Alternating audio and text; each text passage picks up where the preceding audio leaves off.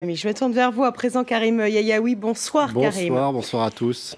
Un œil sur les médias, c'est avec vous. Qu'est-ce qui a fait le buzz sur Internet aujourd'hui? Et en France, bien sûr, ce sont les régionales dont on parle beaucoup. Et on commence d'abord avec cette défaite en trompe-l'œil du Front National. Alors c'est vrai que c'est le mot régulièrement utilisé par les médias aujourd'hui. Alors il y a bien quelques journaux comme La Voix du Nord qui ont choisi de titrer sur la victoire des gens du Nord, une citation du discours de celui qui l'a emporté hier, Xavier Bertrand, tout en soulignant dans un édito que personne n'a gagné, ni le Parti socialiste, ni la droite qui n'a pas su profiter de la situation, ni le FN qui, malgré le fait qu'il soit arrivé dans 6 régions en tête au premier tour, n'a pas su capitaliser. La Provence, lui, a choisi ce titre. C'est lui, en personnalisant en quelque sorte cette victoire qui en réalité est tout sauf personnelle, puisqu'on sait très bien que sans les voix de gauche, Christian Estrosi n'y serait sans doute pas arrivé. Alors je vous le disais, beaucoup de titres avec cette défaite en trompe-l'œil, parce que le Front National a énormément progressé depuis les régionales de 2010, mais aussi depuis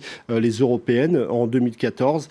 C'est aussi le titre choisi sur le site de Marianne, qui souligne qu'aucun des dirigeants frontistes n'avait l'air triste ou perdu ou hagard. Au contraire, il y avait une certaine sérénité qui se dégageait de cette défaite. Voici un chiffre avec le site de francetv.info qui souligne qu'au total, c'est 6 820 147 voix qui ont été engrangées par le Front National.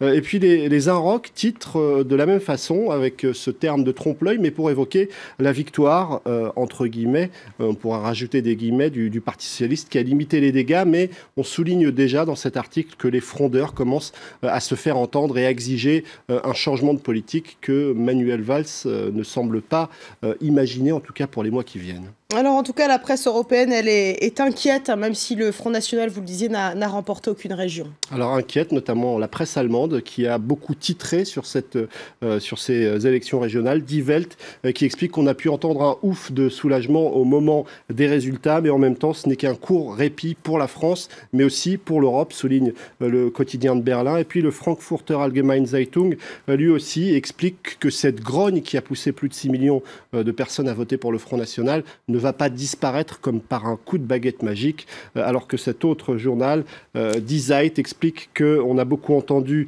l'indignation, les accusations contre le Front National, mais qu'en est-il des idées et des propositions, même si, comme le soulignait Christophe, on commence à réfléchir à des solutions pour combattre le chômage. Et puis la presse suisse également, la presse argentine, Clarín, qui souligne que tout de même ces élections ont eu lieu dans un contexte particulier. C'était un mois après les attentats du 13 novembre et finalement ceux qui ont voté ont dit non à la peur alimentée par le Front National, mais en même temps 2017 approche et finalement si on ne veut pas qu'un désespoir contamine ces élections de 2017, il va falloir changer un certain nombre de choses.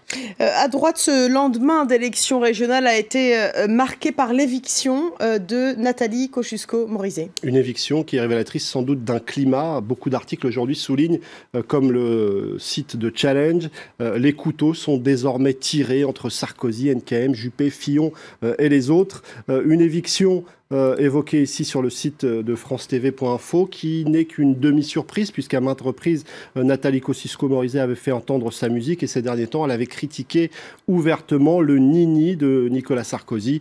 Elle a eu cette formule en évoquant des méthodes staliniennes. Croire que le parti se renforce en s'épurant, c'est une vieille idée stalinienne. Moi, je crois que le parti se renforce en débattant. Évidemment, sur Twitter, ça a suscité quelques réactions, parfois ironiques, comme celle de Romain Gros, qui trouve que finalement, elle n'a peut-être pas tort en publiant cette image de Nicolas Sarkozy et de Kim Jong-un. Alors évidemment, il n'y a pas forcément beaucoup d'éléments communs entre les deux hommes, mais ça fait rire sur les réseaux sociaux.